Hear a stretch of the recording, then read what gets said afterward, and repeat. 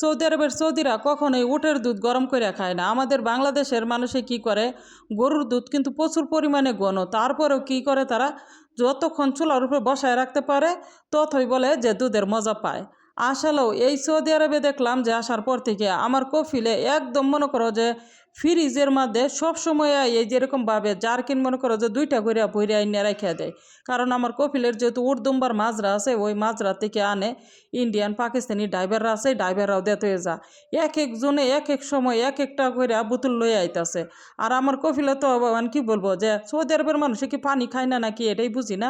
আর আমার কফিলে কিন্তু প্রতিটা দিন এরকম বোতল দেয়, কিন্তু এক বোতল দুধ একদম মনে করো অনায়াসে খায়াল আর পা। আমি এটাই বুঝা পাই না, অনেক সময় দেখি যে পাকঘরের মধ্যে যে খারাইয়া যে খায়, আমার একদিন বলতেছে ডাইলা দেওয়ার জন্য। পরে আমি ভাবলাম মনে হয় 1-2 গ্লাস খাইবো।